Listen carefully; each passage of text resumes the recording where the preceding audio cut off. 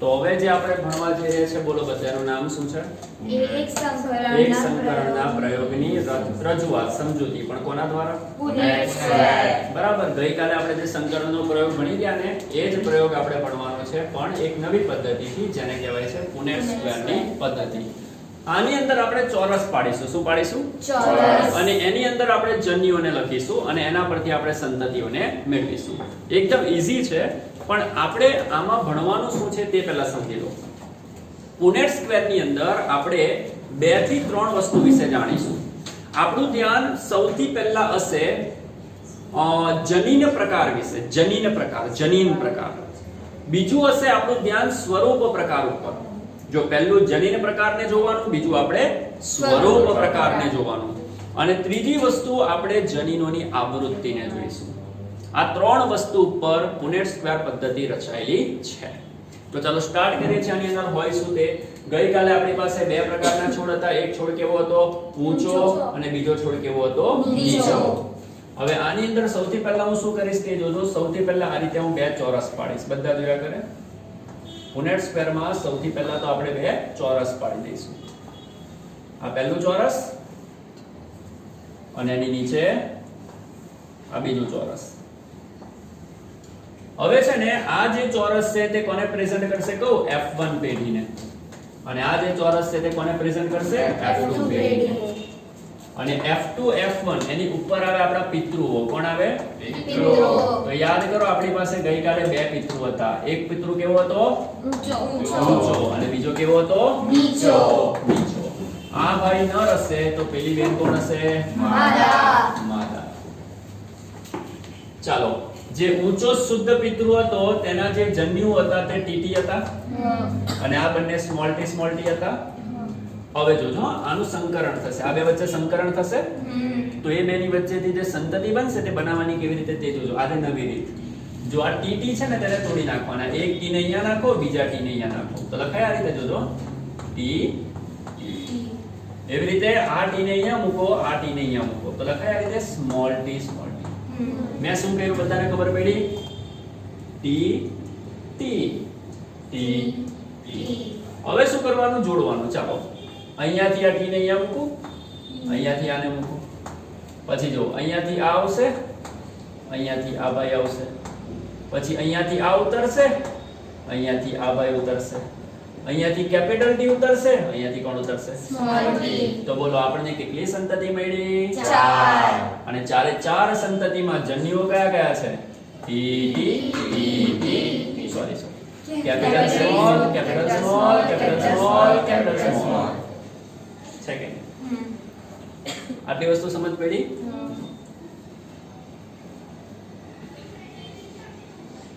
ચારે સેમ છે ને?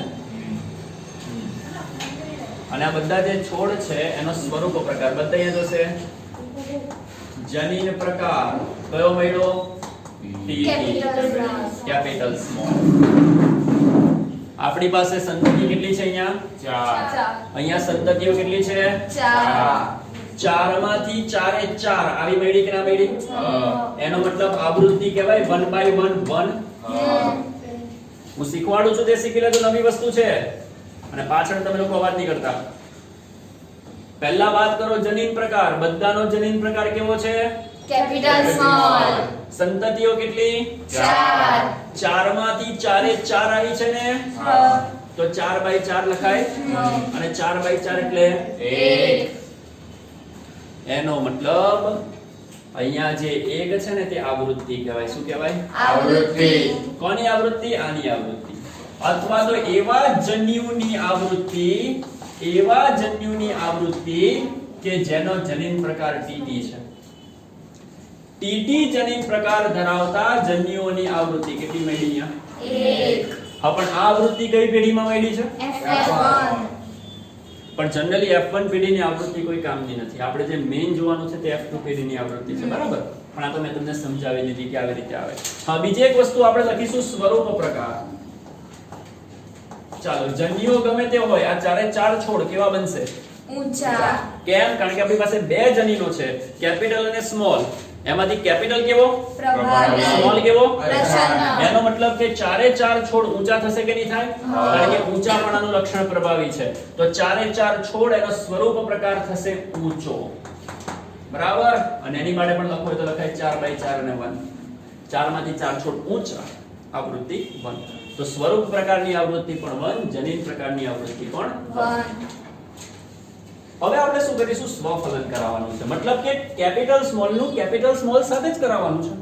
સ્વફલન મતલબ પોતાનું પોતાની સાથે. પોતે એટલે કોણ? કેપિટલ સ્મોલ, અને પોતાની સાથે એટલે બીજો પણ કોણ? Capital small. ચાલો હવે આ બેની વચ્ચે સંકરણ કરાવો તો શું થશે? જે રીતે અહીંયા કરેલું તે રીતે. અહીંયાથી કેપિટલ ને મૂકો અહીંયા, સ્મોલ ને મૂકો અહીંયા, કેપિટલ ને મૂકો અહીંયા, સ્મોલ ને મૂકો અહીંયા. અથવા તો પેલા સેમ આ લોકોની જેમ કરીએ આપણે. જો આ રીતે કરો તો એ આપણું કઈ લૂંટાવાનું નથી. કેપિટલ ટી ને અહીંયા મૂકો, સ્મોલ ટી ને અહીંયા મૂકો, કેપિટલ ટી ને અહીંયા મૂકો, સ્મોલ ટી ને અહીંયા મૂકો. મુકાય કે ના મુકાય? ચાલે ને? જરૂરી થોડી ના છે કે આને અહીંયા જ લખાય ને આને અહીંયા જ લખાય. ગમે તે લખી શકાય. લખાય કે ના લખાય? આ થોડું સારું લાગે એટલા માટે લખ્યું. બાકી પેલી રીતે લખો તો આપણું કઈ લૂંટાવાનું નથી. ચલો ભેગા કરવા લાગો. અહીંયાથી ઉતરશે ટી, અહીંયાથી ઉતરશે ટી, અહીંયાથી ઉતરશે સ્મોલ ટી, અહીંયાથી ઉતરશે કેપિટલ ટી, અહીંયાથી ઉતરશે કેપિટલ, અહીંયાથી ઉતરશે સ્મોલ, અહીંયાથી ઉતરશે સ્મોલ, અહીંયાથી ઉતરશે સ્મોલ. કેટલી સંતતિ મળી? 4. ચાલો હવે આપણે અહીંયા જનીન પ્રકાર લખીશું. જનીન પ્રકાર. તો બધા જોશે આમાં જનીન પ્રકાર કેટલા પ્રકારના મેળા છે? 4. 3. સર આવો છો કે જઈએ? 2 મિનિટ. અહીંયા જે જનીન પ્રકાર છે તે કેટલા પ્રકારના મેળા છે? 3. પહેલો કયો? કેપિટલ. બીજો સ્મોલ સ્મોલ. અને એક કેપિટલ સ્મોલ. કેપિટલ અને સ્મોલ. આપણે છે ને સાંભળો, મેડમ ને કહો કે થઈ ગયું હોય એ લોકોનું તો એ લોકોને છોડો અને પાછળ વાળા તમે લોકો અહીંયા બેસવા લાગો. તો જનીન પ્રકાર આપણને 3 મળ્યા છે. પહેલો બધા જોશે અહીંયા કેપિટલ કેપિટલ, બીજો સ્મોલ સ્મોલ અને કેપિટલ સ્મોલ. હવે ધ્યાનથી સાંભળજો જેવું લખું છું તે. 4 માંથી કેપિટલ કેપિટલ વાળા કેટલા છે? 1. કેપિટલ સ્મોલ વાળા કેટલા છે? 2. 2. અને સ્મોલ સ્મોલ વાળા કેટલા છે? 1. તો સંકરણનું જે છેલ્લું રિઝલ્ટ છે તે લખાય 1:2:1. લખાય આવું?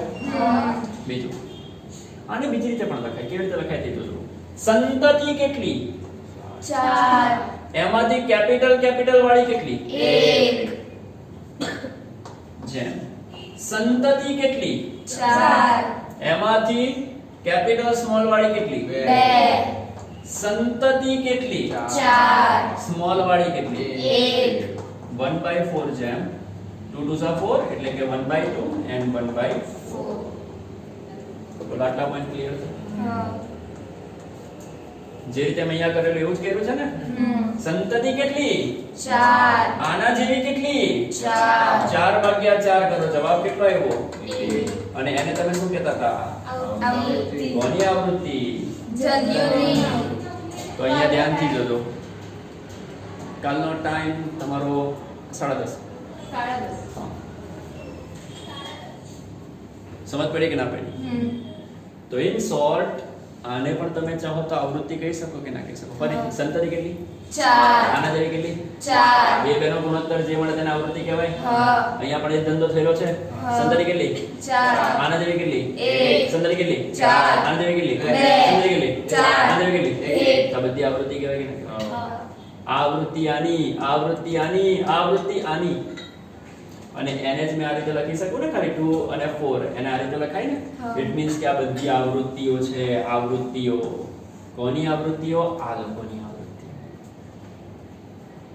એમાંથી આની સાથે મને કોઈ લેવા દેવા નથી. આની માટે મને કોઈ નવાઈ નથી. આની માટે પણ કોઈ નવાઈ નથી. કેમ? કારણ કે આપણા પિતૃ આ જ હતા. પિતૃ આ જ છે ને ભાઈ? આવા જ હતા ને?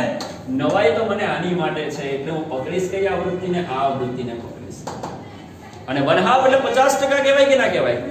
તેમ બોલી શકું કે કેપિટલ T વડે સ્મોલ t નું સંકરણ થવાની સંભાવના 50% છે. આખા પ્રેક્ટિકલમાં કેપિટલ વડે સ્મોલ t નું ફલન થવાની સંભાવના 50% છે. બોલો પ્રેક્ટિકલ સમજ્યા પરથી આટલું તો સમજ પડે ને? આના વડે આનું ફલન થવાની સંભાવના કેટલી? 50%. આમાં કઈ નવું તો નથી ને? તો બોલો જનીન પ્રકાર વિશે બધાને ખબર પડી ગઈ, આવૃત્તિ ખબર પડી ગઈ ને? 3 આવૃત્તિ મળી. પણ આપણે ઇમ્પોર્ટન્ટ આવૃત્તિ છે કોની આવૃત્તિ? Capital small. તો લખી શકું કેપિટલ સ્મોલ જનીન બંધારણ ધરાવતા જન્યુની આવૃત્તિ 1/2 છે. કેટલી છે આવૃત્તિ? 1/2 છે. બરાબર, આવૃત્તિ કેટલી છે? 1/2 છે. ચાલો આ તો ખબર પડી ગઈ. હવે કોને સમજીશું આપણે પાછું? સ્વરૂપ પ્રકાર. સ્વરૂપ પ્રકાર. તો ભાઈ સ્વરૂપ પ્રકારના પેલી બાજુ સ્વરૂપ પ્રકારમાં કોઈ દળ નથી. આ કેવો? ઊંચો કે નીચો? ઊંચો. આ પણ કેવો? ઊંચો. આ પણ કેવો? ઊંચો. આ કેવો? નીચો. તો ભાઈ બોલો તો સર મેં પૂછ્યું તમને બહાર કેમ? એટલે કામ છે? ના તેને કીધું કે આ ક્લાસમાં આવતા રહેજો. મને હું થોડી વારમાં હું નીકળું ને અડધો કલાક મેં હું બોલે ચાલો. તો ઊંચા અને નીચા છે કે નહીં? હવે મને એમ કહો કે ઊંચા કેટલા મળ્યા? 3 નીચો કેટલો મળ્યો? 1 હવે મને આ રીતે લખું, બીજી રીતે લખો તો લખાય ટોટલ છોડ કેટલા? 4 એમાંથી ઊંચા કેટલા? 3 અને ટોટલ છોડ કેટલા? 4 એમાંથી નીચા કેટલા? 1 તો આ રીતે પણ લખાય કે ન લખાય?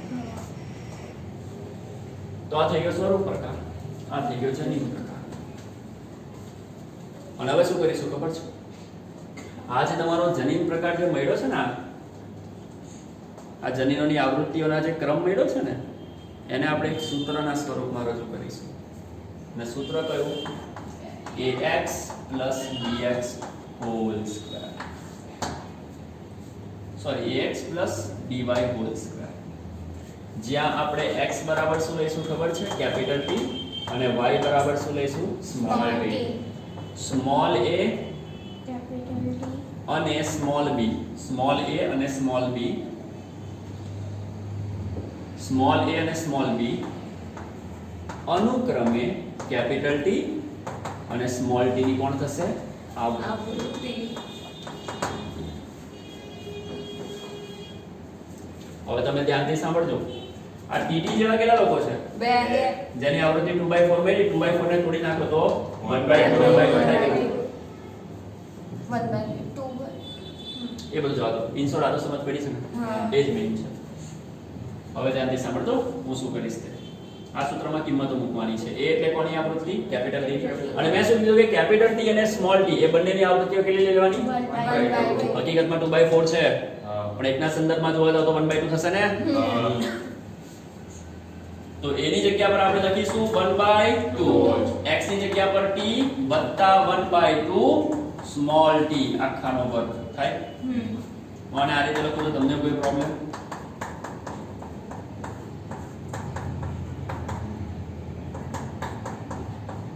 લખાય ને? કૌંસનો વર્ગ તો કૌંસને 2 વખત લખી નાખો.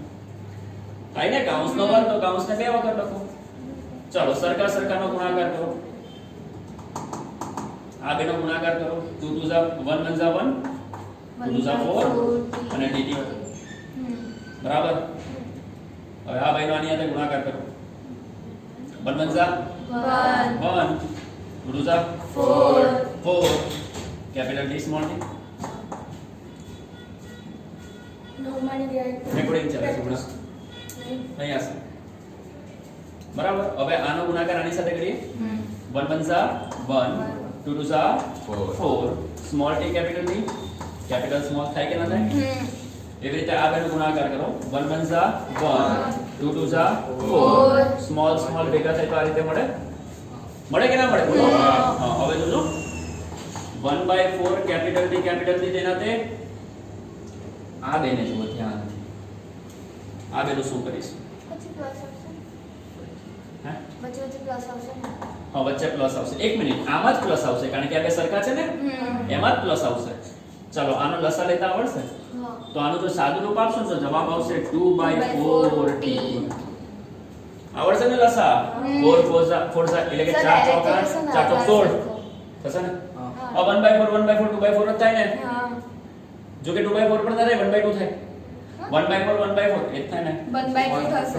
લે ને 1/2 હા. થઈ જ જાય ને ડાયરેક્ટ. તો રિઝલ્ટ આવશે 1/2 અને આ છે 1/4 સ્મોલ t. તો મને કહો આ સૂત્ર પરથી પણ તમારો જે જવાબ છે તે આ જ મળ્યો ને? કેપિટલ ટીટી માટે 1/4, કેપિટલ સ્મોલ માટે 1/2, સ્મોલ સ્મોલ માટે 1/2. આ થઈ ગયો તમારો પુનેટ સ્ક્વેર નો પ્રેક્ટિકલ. તો આમાં તમે નવી 3 વસ્તુ જાણ્યા. પહેલો જનીન પ્રકાર, બીજો સ્વરૂપ પ્રકાર અને ત્રીજો સૂત્ર. સાથે સાથે ચોથી વસ્તુ આવૃત્તિ વિશે માહિતી. ચાલ પહેલા તો આ સૂત્ર ખબર પડી. તને એટલું ખબર હોવી જોઈએ કે a અને b આવૃત્તિ છે. શું છે? આવૃત્તિ. અને આવૃત્તિ તો 1/2 જ મળશે. હા. તો a દેખાય ત્યાં 1/2, b દેખાય ત્યાં 1/2. x ની જગ્યા પર કેપિટલ અને y ની જગ્યા પર સ્મોલ. કૌંસનો વર્ગ છે તો કૌંસ બે વખત લખાશે.